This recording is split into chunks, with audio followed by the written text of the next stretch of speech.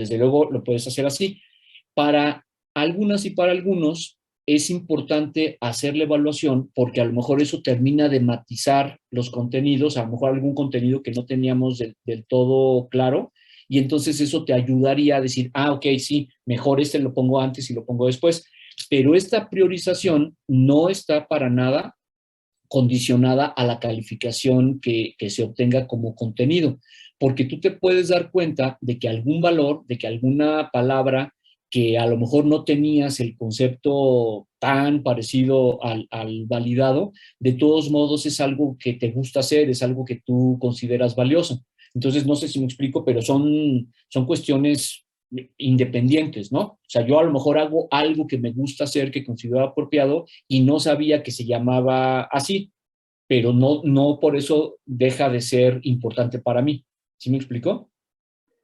Sí, sí, sí. Y otra cosa, al final es solo una tabla la que se entrega, se va a juntar las 6, ¿no?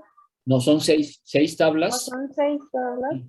Sí, la tabla de A, la de B, la de C, la de D, la de E y la de F. Sí, sí van por separado, ¿no? ¿Por qué? Porque la tabla de valores A son los valores imprescindibles. La tabla de valores B son los muy importantes y así hasta llegar a los prescindibles. Ahora, ahí hay un matiz que alcancemos a comentar el día de hoy, porque todos los valores, o sea, esos 43 valores y los que algún autor pudiera considerar dentro de la 12 horas. lista, les decía yo, aquí es importante hacer notar que hay palabras que claramente no forman parte de los valores, aunque para muchas personas lo son, como hablar del amor, por ejemplo, ¿no? O sea, el amor no es un valor, el amor es una situación, es una sensación, porque no es un estado de acción, o sea, es decir, no es algo que uno decide hacer o no hacer, o sea, amas o no amas, ¿no? Y en cambio todo lo otro, pues sí, o sea, tú tienes que hacerlo o no hacerlo, pero ya con base en qué es lo que la sociedad considera apropiado. Entonces, un segundo, Emiliano. Entonces, en una parte de la presentación de esta que estoy circundando ahora, y que ya por ahí les eché un vistazo la semana pasada, hay una relación tricotómica que refiere que los valores, desde el punto de vista social, van a ser pragmáticos, sintácticos o semánticos, dependiendo del tipo de valores que quedan contenidos en ese grupo. Y que desde el punto de vista individual, uno, como mujer, como hombre, le puede dar prioridad a cierto tipo de valores. Es decir, esto creo que va a ser fácil de asimilar. Hay personas que optan por lo teórico antes que por lo religioso. Es decir, hay personas que todo lo ven con el filtro de la religión, porque primero Dios, si la Virgen lo permite, o sea, gracias a Cristo, lo que sea, ¿no? Y personas que optan más por ir por la parte teórica. Ah, no, si lo dice tal autor, si lo dice tal teoría, entonces sí. Hay gente que es más propensa a lo estético, gente que es más propensa a lo social. Entonces, espero poder llegar hoy a esa explicación. Pero lo cito porque en esta actividad 1, en esas tablas por las que pregunta Sadik, es importante notar que, bueno, las tablas pueden, a lo largo de todo el trabajo, simplemente decir A, imprescindibles, B, muy importantes, C, importantes, etcétera, ¿no? O puede ser que dependiendo de lo claro que lo veamos, a lo mejor en el caso de Luz Fernanda dice valores A igual a teóricos, o valores A igual a económicos, valores A igual a sociales, ¿sí? Pero eso es algo que ustedes pueden advertir desde el principio, es decir, darse cuenta de que ustedes tienen una personalidad más propensa a lo religioso, a lo teórico, a lo económico, a lo político, a lo social, a lo estético, o puede ser que no. Entonces, en esa primera explicación, los valores simplemente van de muy importantes, de imprescindibles a prescindibles, aunque en el camino pueden ir tomando algunos matices, ¿sí? Pero sí es importante, Sadik, que sean las 6 tablas, porque en la segunda actividad a cada tabla le corresponde una interpretación y una representación gráfica, independientemente de que, o sea, le corresponde una gráfica lineal, y esas 6 gráficas lineales se van a convertir, sí, en una sola gráfica, pero ya como cierre de la actividad, ¿no? Sí, gracias. A Emiliano y luego a Yarael. ¿sí? A ver, Emiliano, porfa. Sí, profe. Es que yo tengo dos dudas. En cuanto al trabajo, ya lo empecé a elaborar. Ajá. Y, por ejemplo, me dio una duda de, por ejemplo, ya tengo mi clasificación, pero en los valores, bueno, en la priorización. Y, por ejemplo, en los valores prescindibles, ¿hay algún problema de que no haya ninguno? O sea, que yo decida que no haya ninguno en ese rubro, o a fuerza debe existir uno en ese. No, no necesariamente, o sea, sí puede ser como tú dices, o sea, que a la hora de encontrar esta jerarquización, bueno, esta priorización, mejor dicho, entre todos estos primeros valores, o sea, estoy poniendo la lámina correspondiente, cuando vayas haciendo la división, la participación, te acabes los valores y apenas vayas en poco importantes, por ejemplo, ¿no? O sea, que tú decidas que nada es prescindible, que todo tiene que ocupar un lugar por lo menos de poco importante hacia arriba. Sí, esa es como mi duda. E igual mi otra duda sería que, por ejemplo, debes hacer tablas, o sea, con los prescindibles y poner la tabla de valores, o lo puedes poner en forma de lista. Bueno, es que yo lo estaba poniendo en forma de lista, pero entonces deben ser como tablas. Bueno, es que lo haces en forma de lista originalmente, pero tarde o temprano van a terminar en tablas porque tienes que hacer la evaluación de información y la evaluación de responsabilidad. Entonces, cuando llegues al final de la actividad, lo que tienes son 6 o en tu caso probablemente 5 cuadros como este, 5 tablas, ¿no? O sea, donde están del número 1 de la letra correspondiente al último, que en este caso son 9, y ya todo esto. Entonces, si te refieres, por ejemplo, a hacer tabla lo equivalente a las columnas 1 y 2, pues sí, porque necesitas la 3, la 4, la 5, la 6 y la 7, ¿sí? Ok, profesor. Muchas gracias. Sí, eso es mi duda. Ahora sí, yo sé Handy Yarzael, ¿es tu nombre? Yosahandi Yarael, profe. Yo tengo duda en la parte del orden resultante. ¿Ese cómo lo sacamos? Ok, es muy fácil, mira, tú cuando lo haces, digamos, en un primer momento, tú ves todas las palabras y dices, bueno, para Yael, la competitividad es el valor non plus ultra, o sea, nada puede, o sea, yo soy la mujer más competitiva de este planeta, entonces para mí eso es lo que va por delante. Y luego le sigue este, y luego le sigue este, y en el caso de los imprescindibles, cierras con independencia, ¿no? Entonces es lo que tú en una primera idea tienes. Luego, de manera independiente, viene el proceso de valoración, o sea, de evaluación, obtienes las cifras que corresponda, con la suma, el promedio, y en cualquiera de las dos, pues naturalmente en el promedio pues es más fácil porque está más cerca, tú adviertes, como podemos ver en este ejemplo que les estoy mostrando, que no van en orden descendente como hipotéticamente irían de acuerdo con el orden base. Porque yo me analicé y dije, ok, competitividad primero, tolerancia después, orgullo después. Pero cuando hago, olvidándome momentáneamente y de ser posible de ello, hago la valoración correspondiente y obtengo estos números. Entonces, el orden resultante, en principio, no es más que justamente reordenar los valores poniéndolos de mayor a menor. O sea, del que tiene la mejor calificación a la que tiene la menos buena. Esto, de hecho, creo que es un poco complemento a la pregunta ¿quién hizo la primera pregunta? De si si tenían que esperar la tabla, si tenía que ser con la calificación o con la idea original. La respuesta está aquí. ¿Sí? O sea, para mí, o sea, estos pueden seguir siendo, o sea, yo pienso, yo estoy seguro de que yo debo ser la persona más competitiva y luego tolerante y luego orgullosa. En el camino, la evaluación me dice, bueno, pues a qué padre que pienses que la competitividad es lo uno, porque sí te sigue saliendo en lo uno, pero tú que quieres ser así súper tolerante, resulta que la tolerancia no te está quedando en el mejor lugar. Entonces, yo trabajo, te digo, yo soy el trabajo y te digo, ahí te lo dejo de tarea para que tú pienses qué haces, porque si realmente consideras que la tolerancia debe ser el número 2 entre tus imprescindibles, pues algo tendrás que hacer con ella porque no te sale en el segundo lugar, ¿no? O sea, simplemente es una observación que el trabajo te hace para que tú lo vayas ponderando. Ahora, el orden resultante es importante, primero por eso, porque ya nos plantea una ligerísima paradoja entre el deber ser, porque es así como yo lo pensaba, y el ser. O sea, una cosa es el mundo de las ideas, como yo pienso que debería ser el mundo, y otro lo que el mundo me está diciendo que está resultando. O sea, tú en la práctica te estás comportando así, así, así, así, sobre todo con la parte de responsabilidad, pero es simplemente una observación para ti. Ahora, la parte técnica que es importante es que con esta columna de orden resultante es que vamos a llevar a cabo la segunda actividad. Es decir, la elaboración de las gráficas, ahora voy a esa parte, tiene que ser con la del orden resultante y no con la del orden base, independientemente de que yo me mantenga en la idea de que estos deben ser mis valores imprescindibles, ¿sí? Entonces, miren, me voy a ir antes de escuchar ya, creo que hay todavía... No, ya, gracias, profe, sí, resolvió mi duda, gracias.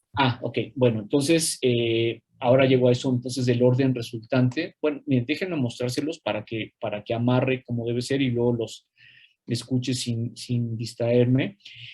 En la segunda actividad, cuando vayamos elaborando las gráficas lineales, que son 6, o sea, naturalmente, si hiciéramos con una sola tabla, la gráfica se complica demasiado. Cuando lleguemos a la necesidad de hacer las gráficas, que vamos a obtener una por cada grupo, lo que vamos a ver es esto. Este es el formato de la gráfica lineal. O sea, la tabla anterior se va a traducir gráficamente en esto. Y entonces, bueno, la gráfica de A es esta, como verán, aquí está el recorte de la tabla A, es otro ejemplo distinto. Aquí tenemos solamente 6 valores: justicia, honradez, heroísmo, honor, lealtad, responsabilidad, luego todo el ejercicio, y en el orden resultante, lo que yo debo tomar de esto es que en la gráfica primero va el 1, pero de la doble A. O sea, no el A1 que es justicia, sino AA1 que es responsabilidad, ¿sí? Y entonces, bueno, como verán, aquí están, hay 2, 4, 6 valores, aquí hay 2, 4, 6. No necesariamente en la gráfica va a haber lo mismo. Déjenme ver si en el ejemplo de B aparece. Aquí hay 12 valores en B y tenemos 1, 2, 3, 4, 5, 6, solamente 7 puntos en la gráfica. Y eso obedece básicamente a que varios valores tienen el mismo numeral.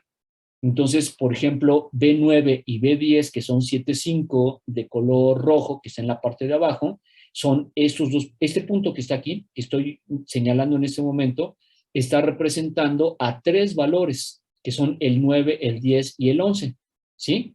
Entonces, el hecho de que lo haga yo con la columna de orden resultante es que la gráfica tiene que ir necesariamente de la parte derecha hacia la izquierda. Es decir, del número 1, en este caso, al número 12, que es este 7,5 de color azul. Entonces, cuando yo una la gráfica, esto va de adelante hacia atrás, es decir, del superior al mayor. Si yo graficara, si yo dejo la gráfica con la primera columna, yo tendría que ir literalmente uniendo los puntos como me van apareciendo en la primera columna, y entonces lo único que va a pasar es que voy a tener un desmadre de líneas para unirlo, ¿sí? Mientras que al llegar a la gráfica final, que es la gráfica polar, en donde sí es una sola gráfica, lo que nos interesa ver es precisamente cómo toda la gráfica va de atrás para adelante, desde lo imprescindible hasta lo prescindible, ¿sí? Y esto es lo equivalente, entre comillas, a cómo estamos caminando hacia el parto filosófico. Es decir, todo lo que se sale de la línea roja, que es la perpendicular, que implicaría el máximo equilibrio, son justamente mis desbalances, o sea, cómo me estoy yendo hacia un lado y hacia otro, lo cual ya después le daremos un uso de interpretación. O sea, técnicamente nada más es esto, ¿no? Bueno, ahí lo dejo para que no nos confundamos. Y Alexandra, buenas tardes ya, hola. Hola, profe. Tengo una duda, es el paso 4, creo. ¿Qué se pone en la columna de mi desempeño? Ok, sí, fíjate, no sé si tú misma me habías hecho esa pregunta en el aula o alguien ya me lo había preguntado, pero entonces quiere decir que la cosa no está suficientemente clara. Con el paso 4, lo que vamos a llenar es esta cuarta columna, ¿sí? Es el grado de responsabilidad. Mientras en el caso de información, lo que estamos midiendo es si yo sabía de estos valores el día que lo hice lo mismo que Robert Solomon dice que son esos valores? Bueno, pues eso, el parecido es lo que me da esta cifra. En el grado de responsabilidad, lo que estamos tratando de medir es en la práctica de esos valores, y sobre todo ya sabiendo, ya aclarando con las definiciones en qué consiste cada valor, o independientemente de que yo haya obtenido 6 en integridad porque no sabía que eso se llamaba integridad, aunque ahora que lo sé, digo, bueno, entonces sí lo cumplo, o X lo cumplo. O sea, de lo que se trata es ver precisamente cómo es mi desempeño en relación con ese valor. Para ponerlo en términos generales, la pregunta sería, cada vez que en la vida enfrento como protagonista o como testigo, porque esto es eso también en función de su juventud, es probable que, bueno, no hayan tenido tal vez la ocasión de ser heroicos, ¿no? Pero bueno, si es o no, eso, bueno, es secundario.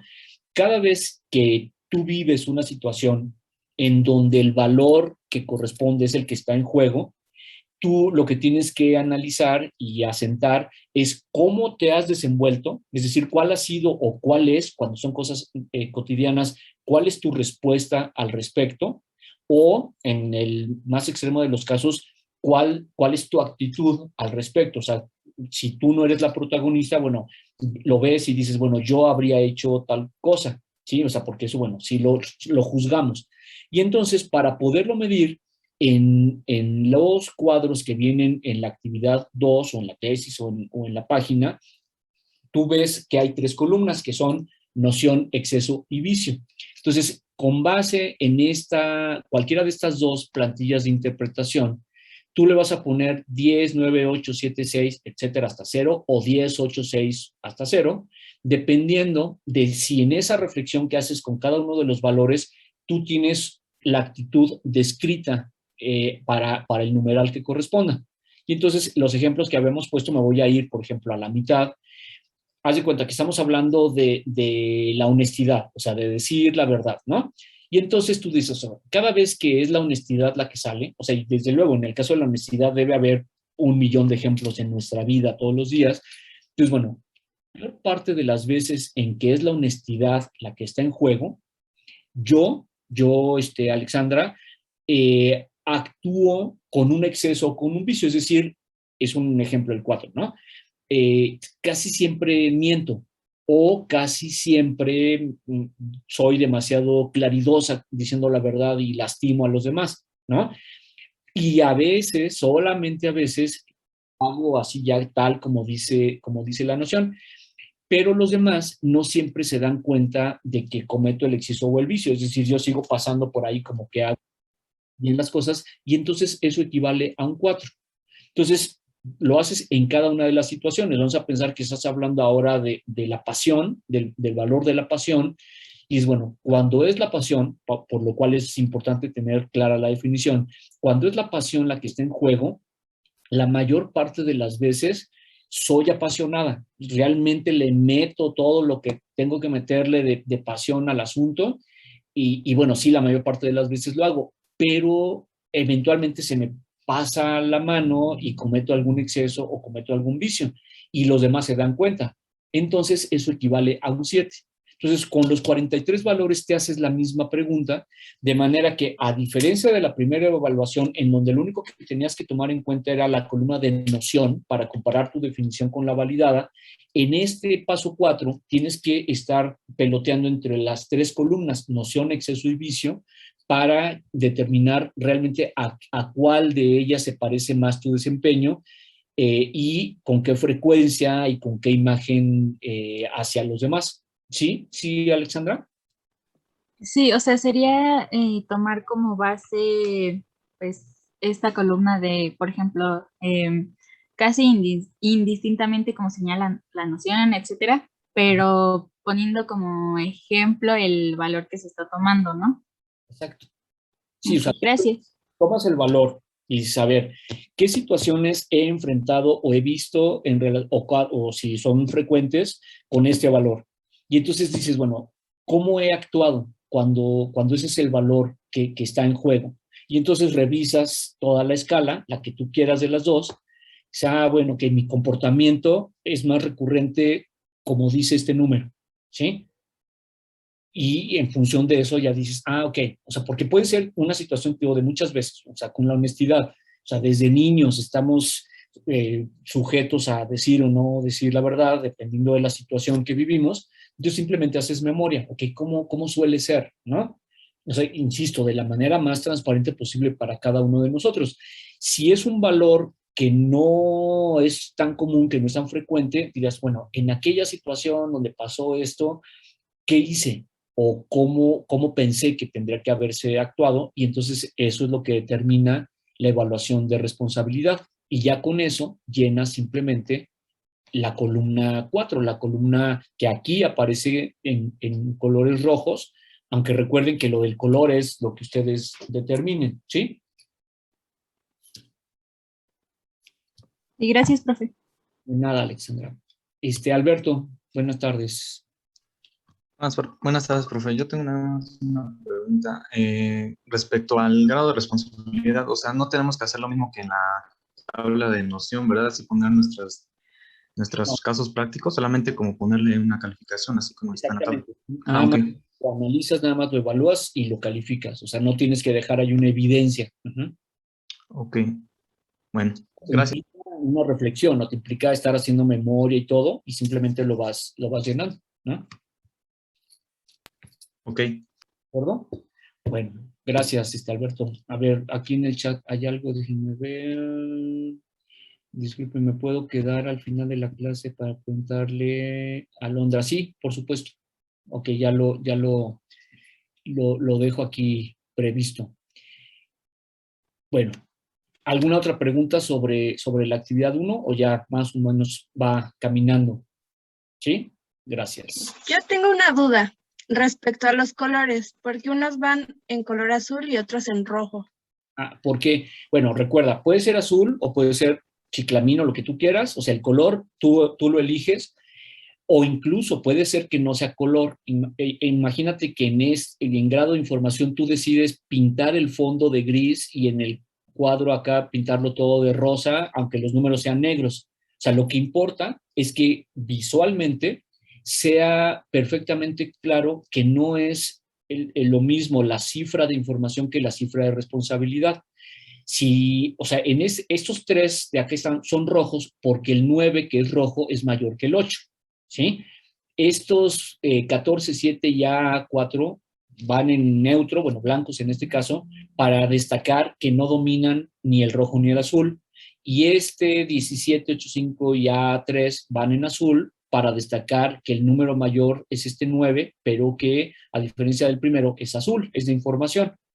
Ahora, tú tienes que destacar eso. Lo puedes destacar con colores, lo puedes destacar con tramas, lo puedes destacar con fuentes diferentes, pero lo importante es que te quede claro que en estas tres columnas hay una referencia al número dominante, a la cifra dominante. Cuando lleguemos en la parte 2 a las gráficas, otra vez, ¿sí? En la segunda actividad, lo vas a ver reflejado inmediatamente, no solamente en la misma tabla, sino de nuevo en la gráfica. Dejen que se cargue, ahí va. Cuando llegamos, ya me debo haber pasado, bueno, aquí estaban apenas. Aquí, por ejemplo, está el caso de la gráfica de tipo, o sea, aquí no está llena, y si se dan cuenta, aquí todo lo que se aparece, las cifras y las letras minúsculas están en azul, y en la parte de abajo aparecen en rojo. Entonces, todos los puntos que en las tablas aparezcan en azul van a ser graficados acá, y todos los que aparezcan en rojo van a ser graficados acá. Si fueron, insisto, otros colores, otra forma de referirlo, esas formas de referirlo deben estar mostradas en la gráfica. Entonces, si me voy al ejemplo de la tabla A, aquí, como verán, están los números azules, los números rojos.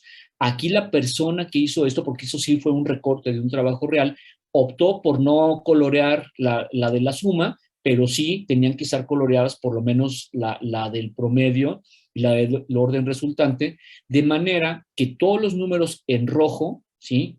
Yo sé que deben estar graficados en esta parte Si se dan cuenta, aquí solamente hay dos números en azul. Aquí están este 8 y este 8,5 en azul. Luego están tres cifras, 3 puntos en rojo, que son los que están acá abajo, y está un neutro, que es este que está sobre la línea horizontal. Entonces, esta es la razón por la cual vamos a ver rojos y azules, porque en las gráficas eso va a determinar si, por ejemplo, en la polar, si los puntos están a la izquierda de la perpendicular es porque son de información, o sea, hay un predominio de información, y si están a la derecha es porque hay un predominio de responsabilidad, ¿sí? Y eso ya se va a mantener hasta el final de todo el trabajo. Sí, siempre va a haber esta discriminación entre rojos y azules, pero que son rojos y azules por arbitrariedad, ¿no? O sea, pueden ser como ustedes deseen, ¿sí? Gracias, profesor. Nada, Lisbeth. Alberto, hola. Sí, ahorita respecto al orden resultante me surgió una duda. Es que ve que dice AA, A mayúscula y A minúscula. Exacto. No sé si me pueda poner en... Sí, nada más es para no confundirlo. Es que adelante tiene unos números, o sea, no entendí el 1, el 2, el 3, o sea, es el orden que nosotros le damos al valor, o sea, porque creo que decía competitividad AA1. Entonces, el 1 es el primer número, o digamos que es el valor que nosotros digamos que es el más importante, ¿o cómo? No, mira, aquí tenemos el caso de no sé por qué no está saliendo la pantalla completa. Aquí está, mira, aquí estoy en B, ¿no? En tu orden base, cuando tú hiciste la priorización, que es el primer paso, tienes B1, B2, B3 y en este caso llega hasta B12. Ajá. Haces todo el ejercicio.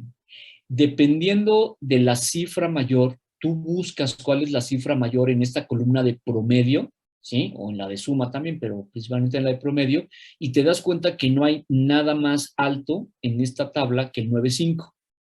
Entonces, el 9,5 automáticamente se convierte en el número 1. Ahora, para no confundir el B1, que era fortaleza, con este 9B1, que es amabilidad, por eso es que tiene la doble letra. Pero la cifra, el 1, obedece a que es la cifra mayor. Ajá. Después buscas cuál es el que sigue, aquí no hay más que buscar el número 2, te das cuenta que el 8,5 es la cifra que sigue, no hay un 9 en toda la gráfica, entonces vas de 9,5 a 8,5. Pero en el caso del 8,5 te vas a dar cuenta que no solamente es 1, sino 2. Entonces, no se trata de escoger en este caso en particular entre tolerancia y cortesía, porque originalmente tú le habías dado mayor prioridad a cortesía que a tolerancia. Entonces, se van a convertir en el 2 y en el 3, pero por el orden original, en el número 2 está cortesía y en el número 3 está tolerancia. Y así vas bajando, te das cuenta, por ejemplo, que en el caso del 8, tienes 3 ochos, 4 ochos, hay un 8 rojo y 3 ochos negros, digamos. Entonces, como siempre es mejor estar en equilibrio que no estarlo, entonces automáticamente, bueno, aquí estaba el otro 8,5, perdón, me salté este 8,5 azul. Tú le diste prioridad bueno, esta persona le dio prioridad al rojo sobre el azul, y entonces por eso es que cortesía es BB2, tolerancia BB3 y honestidad BB4. Si le hubiera dado prioridad al azul, entonces honestidad sería BB2 y luego cortesía BB3 y tolerancia BB4. ¿Sí? Pero bueno, así se quedó. Entonces, aquí primero van los neutros, o sea, fortaleza, luego conformidad y luego independencia, y después ya va cooperación. Si hubiera que no hay un 8 azul, ese 8 azul tendría que ir después del rojo, porque ese fue el criterio que seguiste desde el 8,5. Y así hasta terminar, en ese caso, con el 7,5. ¿Sí? Pero la idea o la razón de que haya doble letra es para que la cifra que se refiere a mayor o menor, el 1 al mayor y en este caso el 12 al menor, no se confunda con el 1 y el 12 de la columna original. ¿Sí? En el que dice cooperación, ahí ¿por qué no se puso en negro? Que dice promedio 8, BB8. Porque si te das cuenta, en las columnas de información y responsabilidad tenemos el 9 en rojo y el 7 en azul. Entonces es un 16 igual que, que los otros, pero los otros son producto de 8 más 8, ¿sí? Entre 2 te da 8, pero acá 7 y 9 te da 8, solamente que estás haciendo notar que no están en equilibrio, que hay predominio de uno de los dos, y en este caso es el rojo.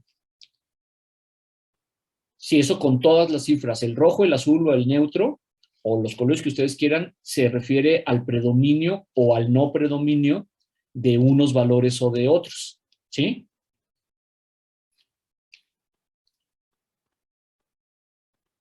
¿De acuerdo? Ok. Ok, profe, sí, ya quedó más claro. ¿Alguien más? Gracias. Ahí vamos ya más o menos en sintonía. Bueno, les recuerdo y les insisto, por favor, en que sería muy bueno, o sea, desde luego, le resuelvo dudas a cada quien en particular y en concreto, como haré con Alondra al final, pero también si les surgen dudas, sería muy bueno que las hagan en el foro, que me hagan la pregunta en el foro, ¿sí? Porque esas preguntas, a diferencia de los mensajes con cada uno de ustedes o en el Messenger, que es uno a uno, si hacen las preguntas en el foro, las respuestas las ven todos. Entonces, la duda que podría tener alguien en particular puede terminar auxiliando a los demás también, ¿ok? Bueno, y entonces, sí, Emiliano, hola.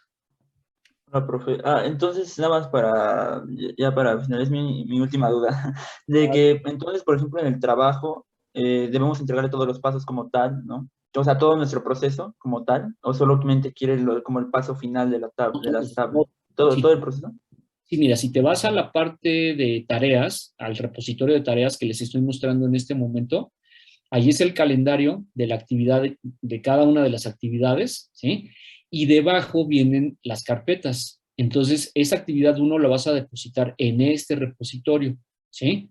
Y la 2 en este, la 3 en este, la 4 en este. Y lo único, o sea, es que, bueno, ahí podrías titubear un poco, pero en la 5, en la actividad 5, ahí sí, a diferencia de las otras, vas a poner todas. Ajá. De la 1 a la 4 vas a poner solo lo que corresponde a cada una de las actividades, que es el avance sobre el cual vamos haciendo la retroalimentación. Pero en la 5 pones la 1, la 2, la 3, la 4 y la 5, nada más las jalas y las integras como un solo documento. Ajá. Vale, sí, ya sería como el trabajo final, ¿no? Con todas las actividades ya hechas como un trabajo ya, como Como decía, creo que alguien de ustedes al inicio, en esta actividad 5, ahí sí ya pones portada, índice, introducción, conclusiones, o sea, para referirte a todo el trabajo. Vale, profesor. Muchas gracias. Gracias. Bueno, entonces, bueno, de todos modos, en el momento que tengan duda, interrúmpanme. O sea, me estoy yendo de momento nuevamente a la presentación teórica principal. No sé, de hecho, si ya les pedí, pues ya sé que pido muchas cosas, pero que por ahí de repente le echen un vistazo al capítulo 2 de mi tesis. O sea, quisiera que eso nos pueda servir como auxilio para enterarnos de algunas perspectivas que acerca de la ética tienen diferentes autores, ¿no? Porque recuerden que, bueno, al final se trata de que ustedes pudieran tener ya no solamente una postura acerca de la toma de decisiones en materia ética, sino que eventualmente también pueden hacer referencia a algún autor que va en esa misma sintonía. Y eso lo tenemos justamente en esa parte de la tesis, que es el capítulo 2, ¿no?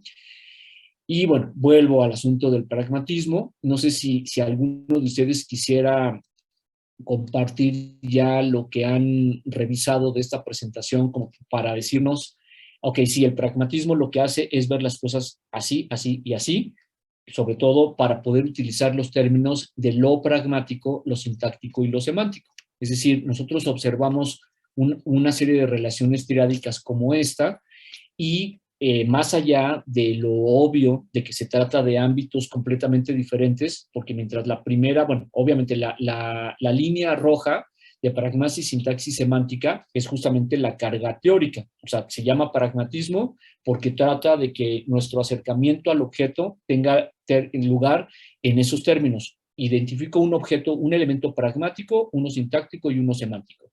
Y luego, un segundo, Sam, y luego observo que con el pragmatismo puedo acercarme a la ética o a la jurisprudencia, a la filosofía del lenguaje, a la economía, a la educación, a la apreciación artística, a la religión, a la teología o a la mitología, a la comunicación verbal, a la administración o a la teoría de sistemas, ¿no? O a cuanto campo quede a mi alcance eventualmente, para lo cual, bueno, tengo que saber que eso siempre funciona en relaciones triádicas y tricotómicas, ¿no? Entonces, necesitamos saber qué es esto del pragmatismo. Sí, Sam, te escucho.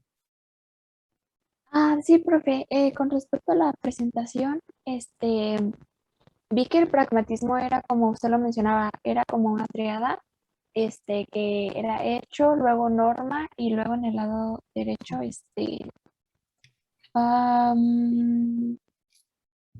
¿qué? Hecho, norma, idea Como o juicio. algo así. Juicio, juicio. Ujú. Y pues eso también se puede aplicar a los negocios, a la mercadotecnia y así. Y Claro. entonces vi también sobre las costumbres, las tradiciones, los pensamientos de, bueno, las normas de la sociedad.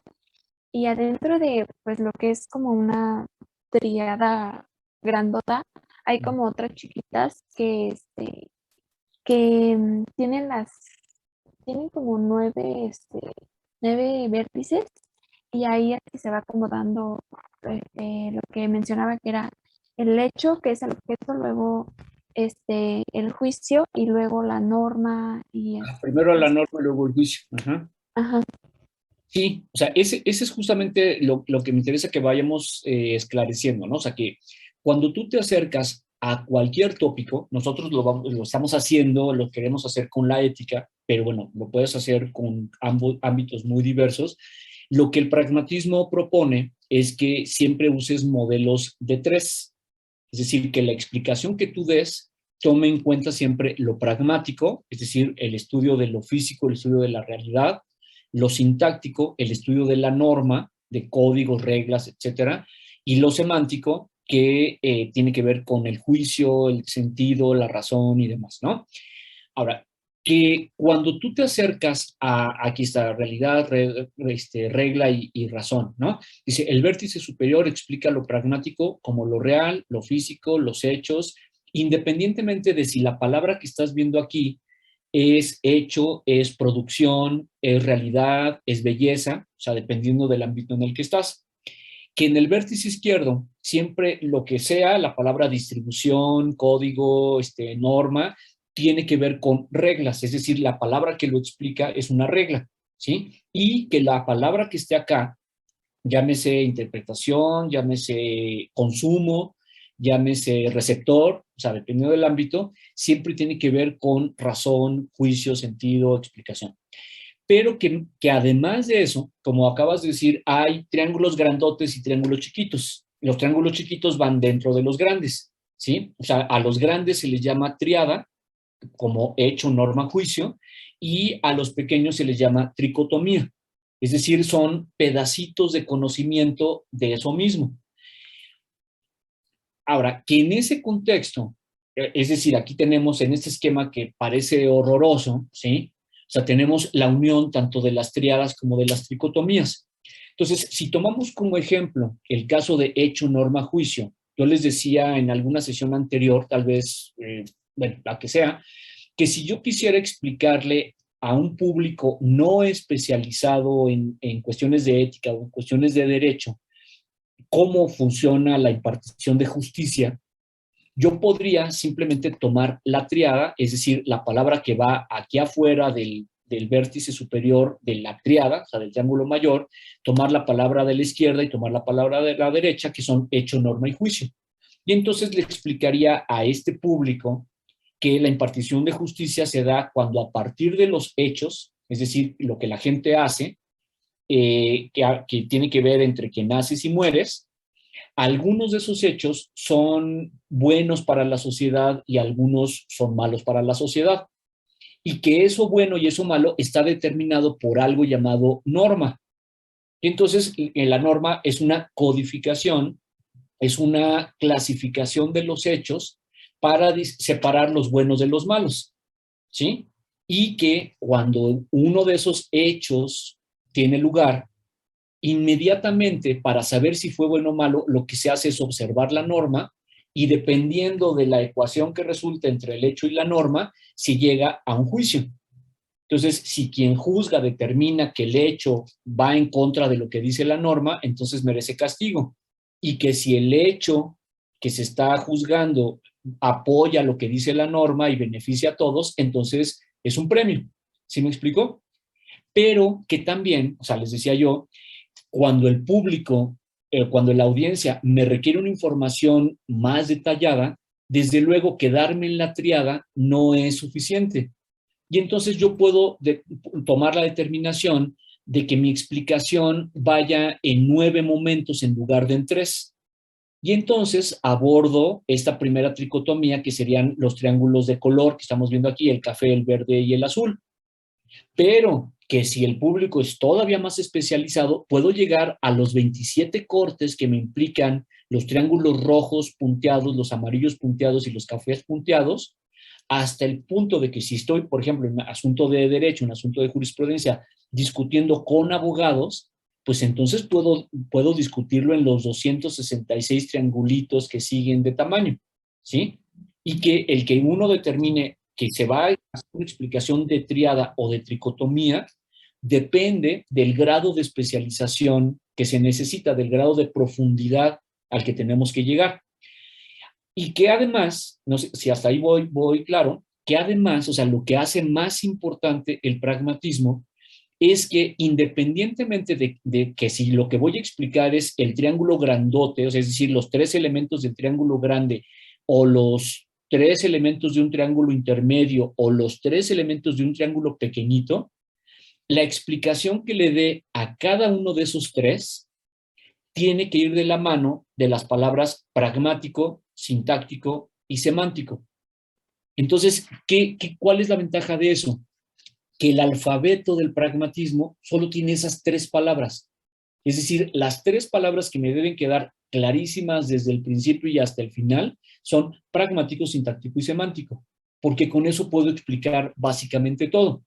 Entonces, a mí me gusta, bueno, les pedí que le echaran un vistazo a modelos que vienen aquí en esta presentación, que nos quedan cerca de la contaduría, con independencia, desde luego, de que ya sabemos, estamos en un estadio todavía inicial de la carrera. Hay muchas más cosas que no sabemos de la contaduría que las que ya sabemos, pero bueno, ahí vamos en ese proceso, ¿no?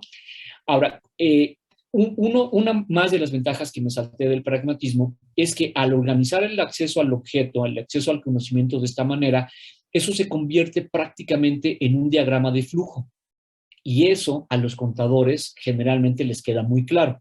Y entonces, bueno, es un modelo muy propio de las cuestiones económico-administrativas. Y entonces les decía, bueno, podemos revisar algunos modelos como que a mi juicio nos quedan cerca, como el proceso económico. Y entonces resulta que si yo quiero darle una explicación del proceso económico a un público no especializado, estudiantes de secundaria, amas de casa, trabajadores de la construcción o lo que sea, puedo quedarme solo en la triada y decirles en 3 patadas, entre comillas, que son esos 3 párrafos, mira, el proceso económico va así. Iniciamos con la economía diciendo que el proceso económico es el que se integra con producción, distribución y consumo y que consiste en tomar una materia prima de la realidad, someterla a un riguroso proceso de transformación hasta obtener un bien, un producto o un servicio. Eso nosotros ya lo sabemos, ¿no? Ahora que cuando tienes el producto o el servicio, este tiene que ser distribuido físicamente, que eso es pragmático, después distribuido legalmente, que son los contratos, y distribuido semánticamente, que es la publicidad. Cuando se acaba la etapa de distribución, entonces viene la del consumo. El consumo físico, que es pragmático porque es físico, el consumo transaccional, que es sintáctico porque es la compra-venta, y el consumo intelectivo, que es semántico porque es la recordación de marca. Ahora, si resulta que estudio economía o que estudio publicidad, esa explicación es como para el primer día de clase, pero ya después no me sirve. Yo tengo que ir más adentro, De manera que para estudiar economía o para estudiar publicidad me voy a tardar 4 años, porque no me voy a quedar ni siquiera en los 9, sino en los 27, los 266 y todos los cortes que yo tenga que hacer, como en el caso, por ejemplo, del abogado, cuando estábamos en la parte de la norma. Bueno, pues él tiene que manejar al derecho y al revés la Constitución, el reglamento fulano, la ley sutana, y eso equivale a ir haciendo cortes y cortes y cortes más pequeñitos, ¿sí?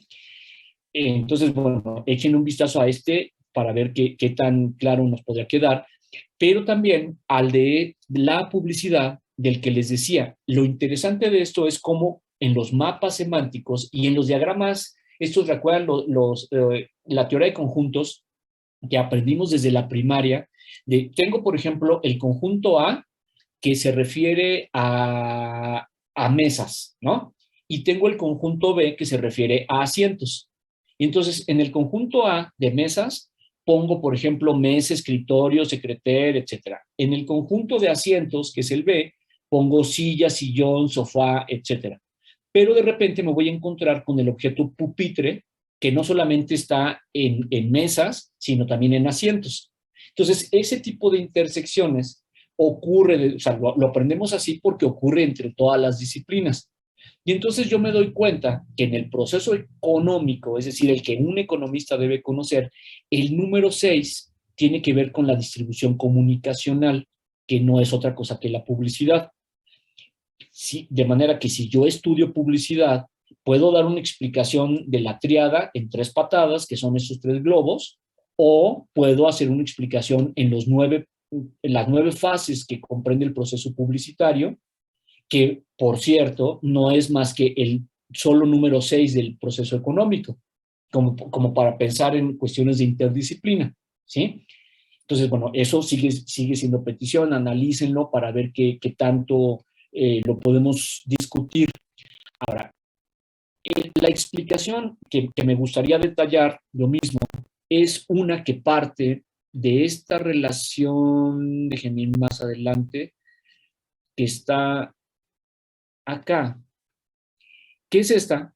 Que, bueno, tiene que ver justamente con lo que hablábamos de las palabras y demás que estaban en la canción, que es una tríada conformada por el lenguaje, la lengua y el dialecto. Es decir, algo que usamos cotidianamente, ¿no? Y entonces, cuando yo quiero dejarlo en una explicación triádica, es decir, solo de los 3 elementos, debo explicar el lenguaje amarrado a algo pragmático.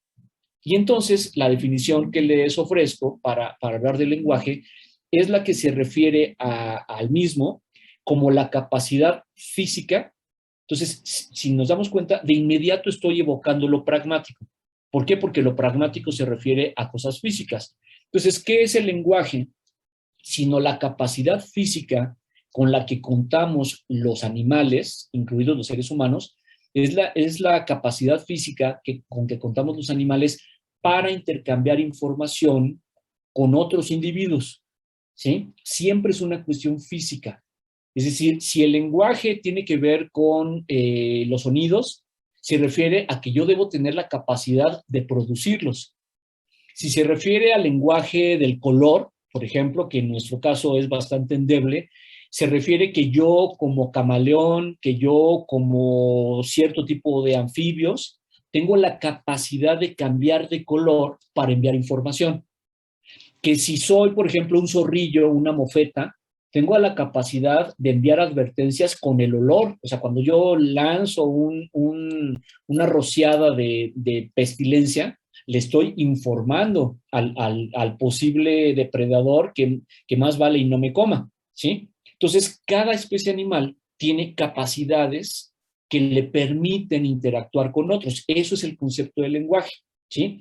Ahora, que en el caso de los seres humanos, uno de varios lenguajes que tenemos, aquí lo voy a dejar de momento solamente en la lengua, esa lengua, o sea, es eso que nosotros llamamos lengua, va más allá de la capacidad física de producirla. Desde luego, yo no la puedo producir si no tengo con qué, pero considerando que sí tengo, la lengua es un código, es un sistema de signos llamados letras, llamados vocablos, con lo cual los seres humanos podemos compartir información. y que se estructura de diversas maneras que arman los idiomas, ¿no? O sea, hasta ahí sería más o menos clara la explicación. O sea, la lengua es un catálogo de signos llamados letras, palabras, etcétera, ¿no? Y con eso intercambiamos cierto tipo de comunicación llamada verbal, a veces hablada, a veces escrita. Ahora, el elemento que cierra esta triada se llama dialecto. Tiene que ver con lo que platicábamos al inicio. El dialecto es la forma en que cada uno de nosotros, cada hablante, cada comunicador en potencia, explota su lengua. Es decir, tú determinas de qué hablas, tú determinas si con eso haces una canción, si haces un poema, si haces un ensayo, si haces una carta, ¿sí? Y la forma en que redactas esa carta, la forma en que construyes tu argumentación, depende de la época en la que vives, del lugar en el que vives y de las actividades a las que te dedicas. De manera, decíamos hace un rato, que no hablamos como la gente del siglo X, no hablamos ni como nuestros abuelos, no sabíamos qué era eso del quinto patio, ¿sí? ¿Por qué? Porque ya es una forma de construir la lengua estacionada en determinada época. Ahora, que nosotros no hablamos de la misma manera en que lo hacen los colombianos o los españoles o los peruanos, porque tenemos acentos diferentes, tenemos velocidades diferentes que tienen que ver con nuestras costumbres, con nuestros hábitos, etcétera, ¿no? Y que cambiamos también nuestra forma de dirigirnos a los demás dependiendo de si somos mujeres, si somos hombres, si somos viejos, si somos jóvenes, si somos obreros, si somos campesinos, si somos contadores, etcétera. Y que la suma de todos esos factores son las que determinan nuestra forma de hablar, ¿sí? Entonces, cada quien termina teniendo un dialecto. Sin embargo, aquí creo que tenemos, independientemente de que no estudiamos letras, comunicación o algo por el estilo, pues finalmente como universitarios somos todos hablantes, todos usamos este mismo discurso y entonces podemos naturalmente hacer por lo menos una explicación que vaya al siguiente nivel, que son los 9 elementos que están aquí en amarillo. ¿Sí? De hecho, de alguna manera ya hice referencia a los 3 del dialecto. Pero si me regreso al asunto del lenguaje, si lo veo en la triada, díganme si soy suficientemente claro, el lenguaje es siempre una capacidad física con la que cuenta un individuo de cualquier especie para intercambiar información con otro individuo de cualquier especie. O sea, eso nunca va a cambiar. Cualquiera de sus 3 versiones en amarillo son una capacidad física. Ahora, me regreso justamente a la tricotomía, es esta misma, está aquí. Aquí en grande dirá lenguaje, ¿sí? Y con la explicación que acabo de ver, pero ahora lo veo dividido en sus 3 elementos principales, que son el lenguaje instintivo, el lenguaje organizativo y el lenguaje articulado. En esta versión está aquí simplemente los enlaces a Facebook. Yo hago clic, que no lo voy a hacer en ese momento, voy a ir a un video en Facebook que me habla del paso de los ñúes para encontrar alimento en el Serengeti y bueno, cómo se las arreglan para sobrevivir. Si doy clic en el enlace sintáctico, voy a ver un pasaje de la vida de los leones, de cómo cazan.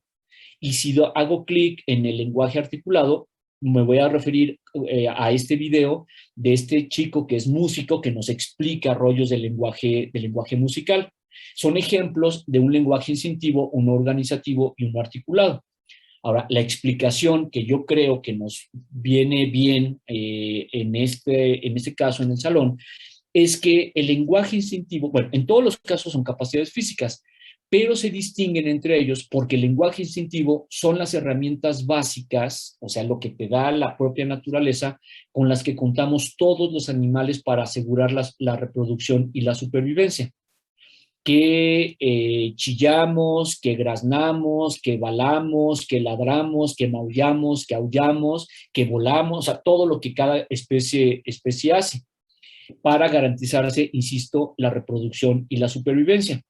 No sé si había yo puesto el ejemplo de una serpiente que se va a comer a un par de batracios, una rana y un sapo, que en el momento en que la serpiente detecta a sus posibles presas y las acecha, les avisa, o sea, eso que a nosotros como seres humanos podría resultarnos un poco extraño, la serpiente siempre cesea, siempre hace actitudes que le advierte a los otros animales que está a punto de comérselos. O sea, casi nunca es por verdadera sorpresa, siempre hay algún síntoma.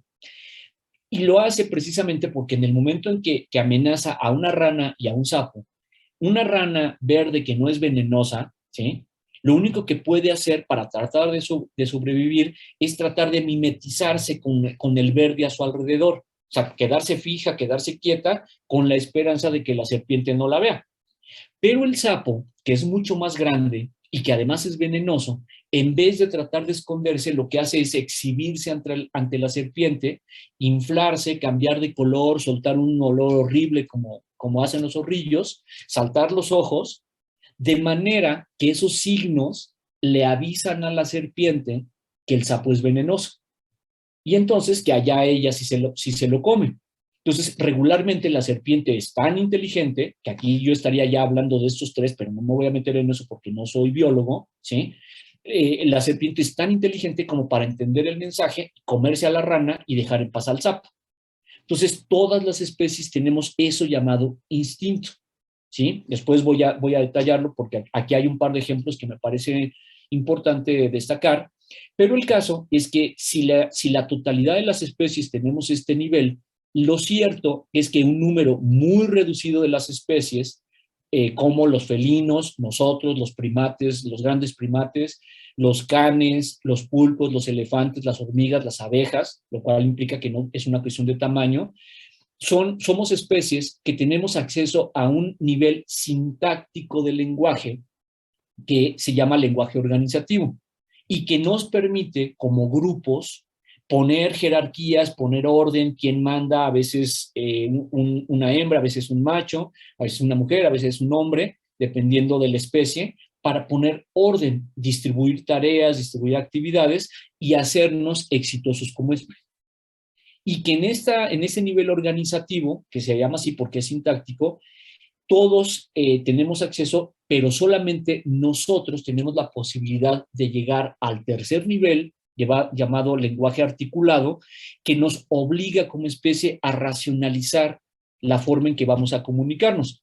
Y entonces nos inventamos lenguajes como la lengua, pero también como los otros 60 lenguajes humanos. Entonces, bueno, por razón de tiempo dejo la explicación ahí, pero no sé si nos damos cuenta que si yo hablo del lenguaje, es un elemento pragmático y se refiere solo a la capacidad física. En sus tres subniveles sigue siendo capacidad física, pero la explicación de cada subnivel vuelve a tomar lo pragmático, lo sintáctico y lo semántico. Y lo último que voy a dejar es que cuando lleguemos al asunto de la lengua como tal, veíamos acá, igual que con el lenguaje, que tiene tres componentes: fonética, gramática y lingüística. Cuando expliquemos la fonética, forzosamente tendremos que hacer referencia a cosas físicas. Cuando refiramos la gramática, a pura regla, y cuando refiramos la lingüística, a puro razonamiento, a puros juicios.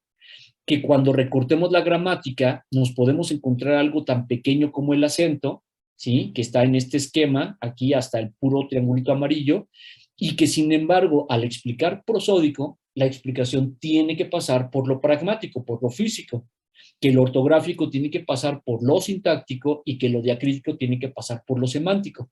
Entonces, eso que todavía de momento a algunos puede parecerles de terror, termina siendo un arma súper poderosa, porque no importa la profundidad o el tamaño del concepto que estés explicando, si tienes claro que es pragmático, sintáctico o semántico, la explicación empieza a fluir de una manera mucho más ágil.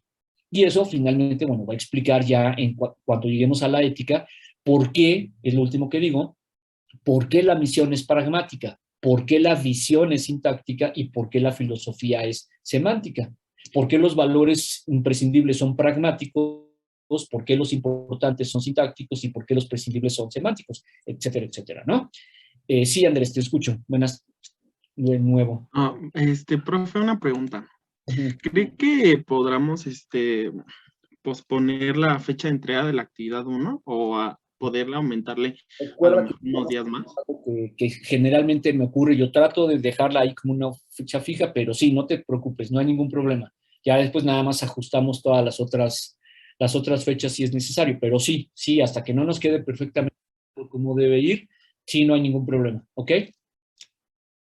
Sí, profesor, gracias. De nada, entonces, pues los dejo para poder ver qué duda tiene Alondra, que por cierto creo que salió y regresó, y nos vemos el miércoles, ¿de acuerdo? Hasta luego, Profe, profesor. muchas Hasta luego, gracias. profesor. Esté bien. Hasta luego, Gracias, profe, hasta nos luego. vemos. Buen día.